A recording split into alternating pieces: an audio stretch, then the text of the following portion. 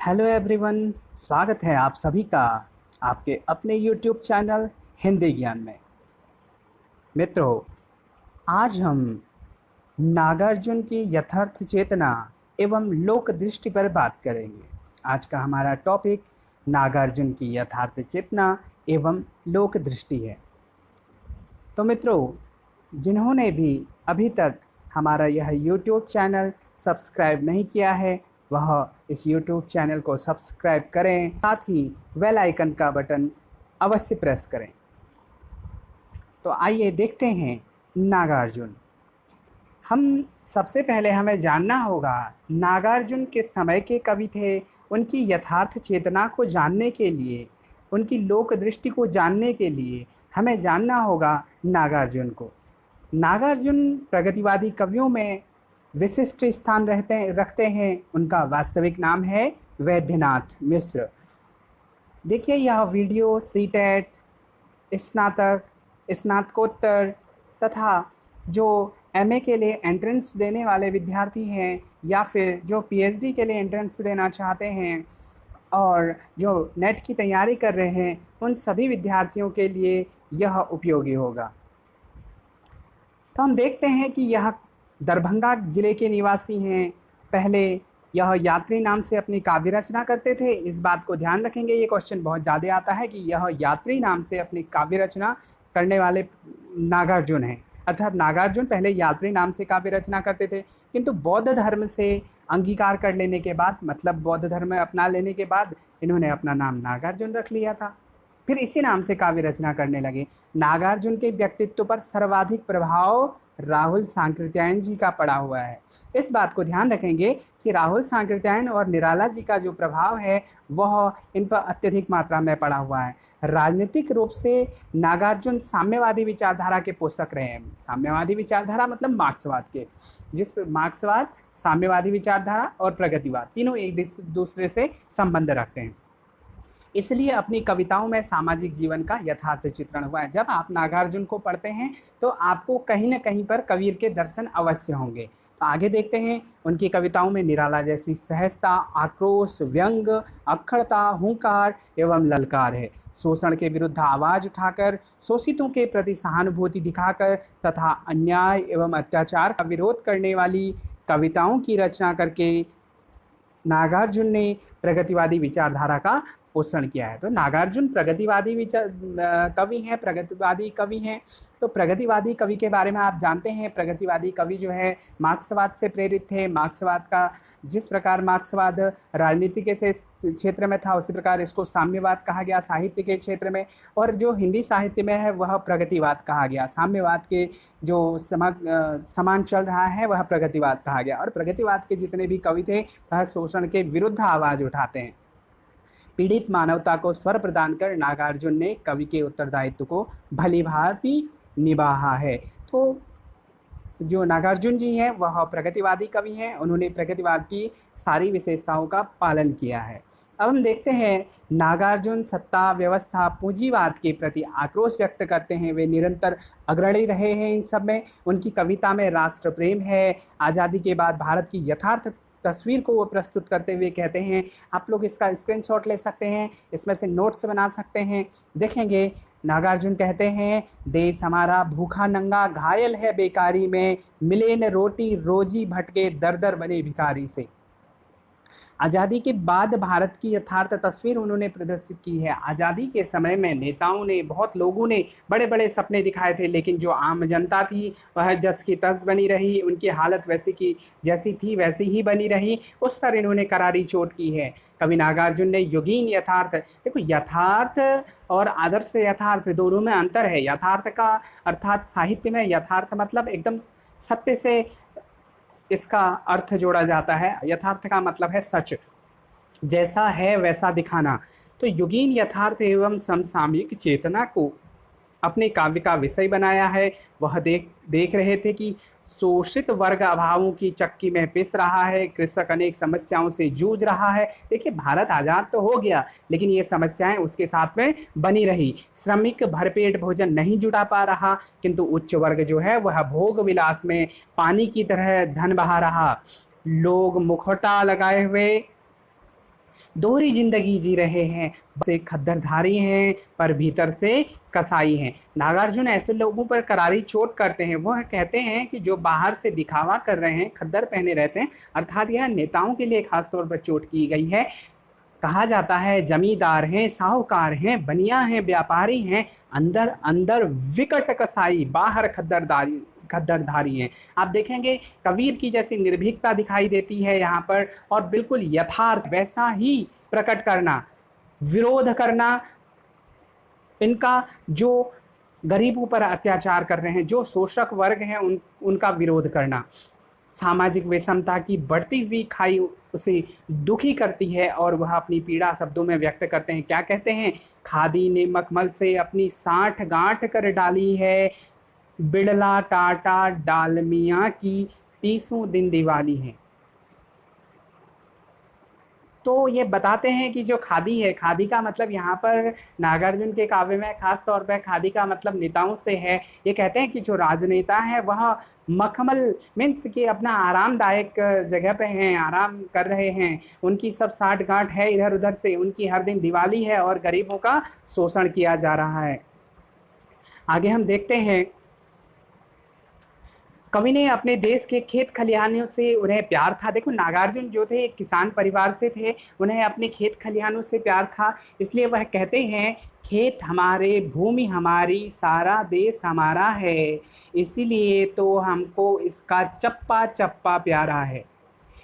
नागार्जुन चीन के आक्रमण के समय स्वदेशानुराग में डूबा कवि, हृदय पुकार उठा। वह कहते हैं, नागार्जुन कहते हैं जब चीन ने भारत पर आक्रमण किया था तो वह कहते हैं आज तो मैं दुश्मन हूँ तुम्हारा, पुत्र हूँ भारत माता का, और कुछ नहीं हिंदुस्तानी हूँ महज, प्राणों से भी प्यारे हैं मुझे अपने लोग, प्राणों से भी प्यारी है मुझे अपनी भूमि।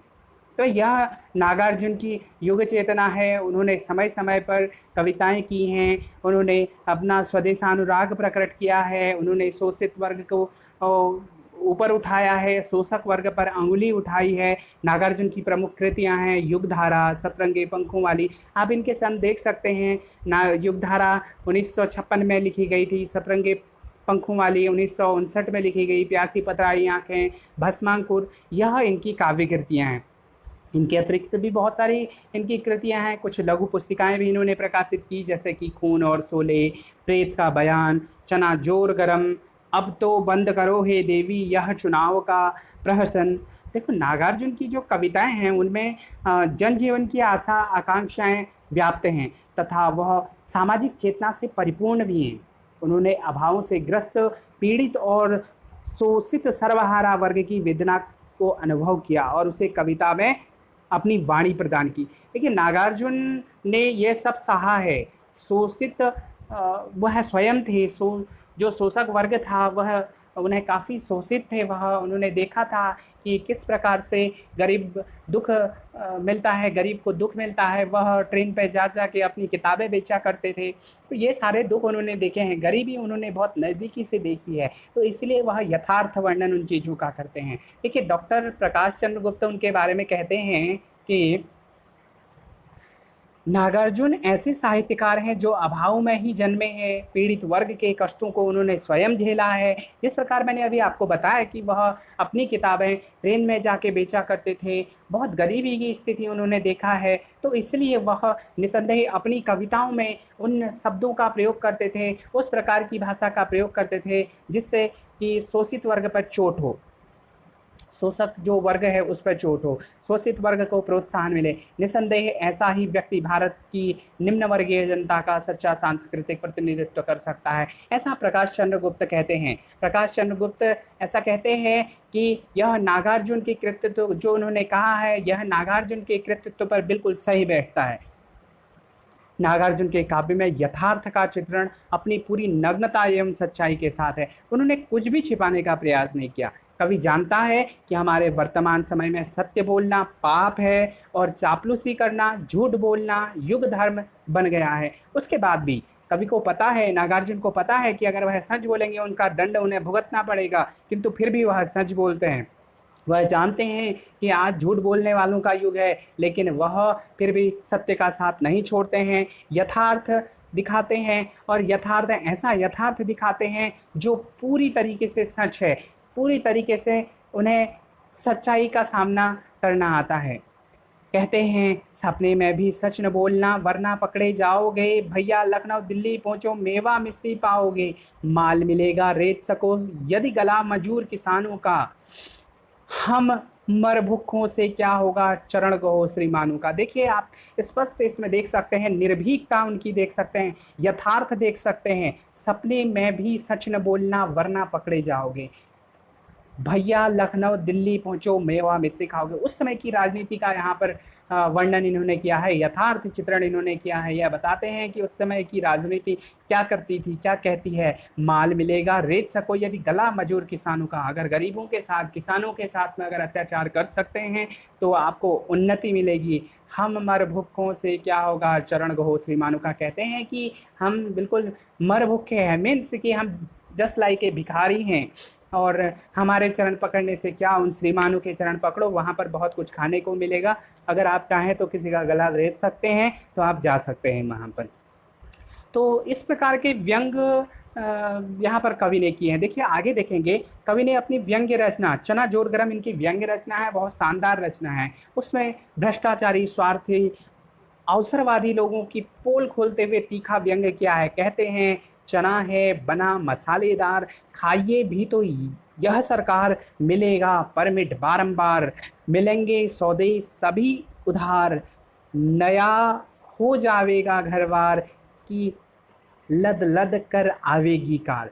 समझ सकते हैं आप क्या कहना चाह रहे हैं। यहाँ पर कहना चाह रहे हैं कि अगर आप नेताओं की गुलामी करते हैं, आप अगर उस समय की जो राजनीति है उसको दिखा रहे हैं। कहते हैं अगर राजनीति में आप जाते हैं और उनके गुलामी करते हैं तो आपको सब संपन्नता मिलेगी, आपको सुख मिलेगा, अन्यथा आपको पूछने वाला कोई नहीं होगा। आगे कहते हैं नेता लोग जिस प्रकार गांधी जी का नाम बेचकर वोट के लिए उनके गांधी जी के जो सिद्धांत हैं उनकी तिलांजलि दे रहे हैं, उनका यथार्थ चित्रण इन पंक्तियों में किया है।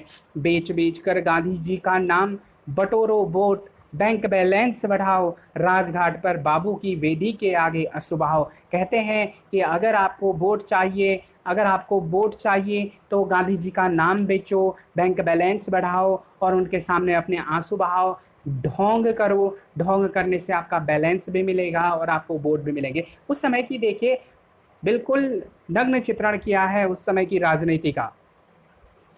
इसके लिए बहुत ही निर्भीक एक कवि की आवश्यकता थी जिसकी कमी नागार्जुन ने पूरी की। जिस प्रकार मैं आपको बार बार कह रहा हूँ कबीर ने समाज सुधार के लिए एकदम यथार्थ चित्रण किया था, उसी प्रकार नागार्जुन यहाँ पर यथार्थ चित्रण करते हैं। भारत भर में व्याप्त भ्रष्टाचार को देखकर कवि का हृदय पीड़ा से रो उठता है और अपना आक्रोश इन शब्दों में कहता है। वह कहता है राम राज में अब की रावण नंगा होकर नाचा है, सूरत सकल वही है भैया, बदला केवल ढांचा है। समझ सकते हैं कवि क्या कहना चाहता है। कवि ने यहाँ पर मजदूर, किसान, व्यापारी, नेता, जमींदार सब पर दृष्टिपात करते हुए उनका यथार्थ चित्रण अपने काव्य में किया है। उसे सामाजिक विषमता पर आक्रोश है, वैयक्तिक अभाव से पीड़ित जनता से उसे सहानुभूति है और शोषकों जो शोषक हैं, देखो शोषित और शोषक दो हैं, शोषित और शोषक। शोषक जो हैं वह शोषण करने वाले हैं, शोषित जिनका शोषण हुआ है। शोषकों के वैभव एवं विलास पर वह खुलकर व्यंग करते हैं। देश की वर्तमान दशा से वह दुखी हैं और यह चाहते हैं कि महापुरुषों के व्यक्तित्व को प्रांति की कैद से मुक्त दी जाए। सो भारत के हीरो हैं। उनका मानना था कि केवल अगर जो हमारे राजनेता हैं उनको केवल हीरो बनाना है तो किसी प्रांत का हीरो न माना जाए, वह पूरे राष्ट्र के नेता हैं। तिलक महाराष्ट्र के नहीं, भारत के गौरव हैं। गांधी जी गुजरात के नहीं, पूरे भारत के बापू हैं। देश में व्याप्त भ्रष्टाचार एवं योजनाओं की विफलता के यथार्थ चित्र भी नागार्जुन ने अपनी कविता में दिया है। नागार्जुन की कविताओं में मिलता है। नागार्जुन कहते हैं 5 वर्ष की बनी योजना, एक नहीं 2 3, कागज के फूलों ने ले ली सबकी खुशबू छीन। देखिए, कहते हैं कि जो 5 वर्ष की योजनाएँ वो बनी थी, वह एक नहीं बनी थी, 2-3 कई योजनाएँ बनी थी, वह केवल कागज़ में ही रह गई। कागज़ में ही योजनाएँ बनती हैं और कागज़ से ही प्रचार होता है और कागज़ में ही रह जाती हैं, जनता तक नहीं पहुँच पाती हैं। देखिए, नागार्जुन एक ऐसे कवि हैं जो बिल्कुल अपनी बात को सटीक तरीके से रखते हैं, निर्भीकता से रखते हैं, बिना डरे हुए रखते हैं, उन्हें किसी का भय नहीं है।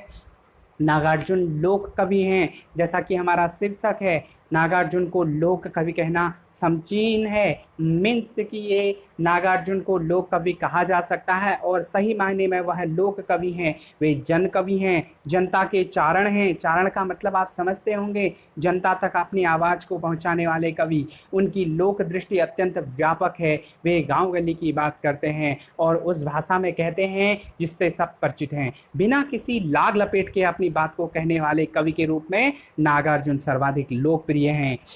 अच्छा, उनकी एक कविता है अकाल और उसके बाद, उसे हम यहाँ पर देखते हैं। उसमें उन्होंने भूख का भीषण चित्रण किया है, भूख का ऐसा चित्रण किया है जो अत्यंत कठिन है, सुनने मात्र से ही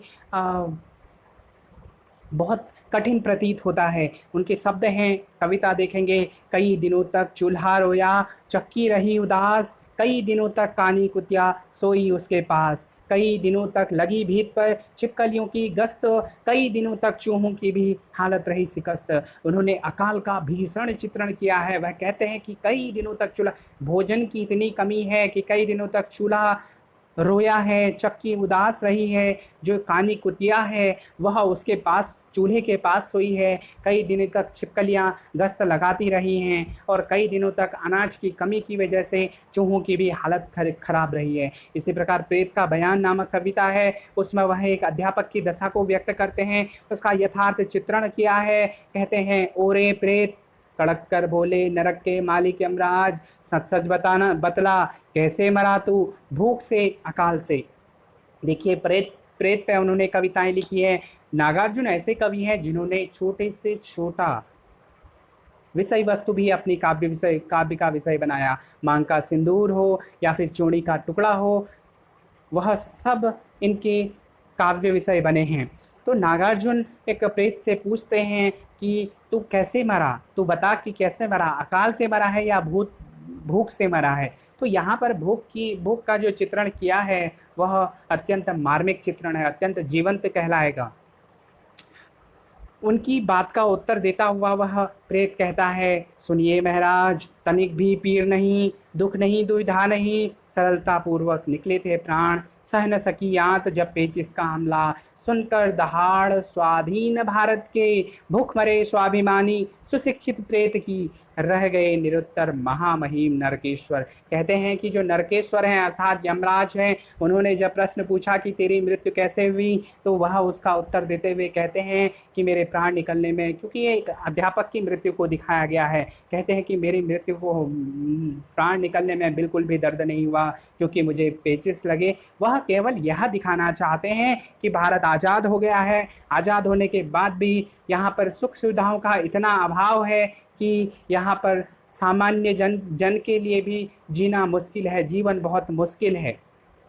नागार्जुन कहीं राजनीति एवं राजनीतिक नेताओं पर व्यंग करते हैं तो कहीं पर पूंजीपतियों की लोलुपता एवं स्वार्थपरकता को अपना काव्य विषय बनाते हैं। निश्चित ही उनकी जो लोक दृष्टि है वह व्यापक कही जा सकती है।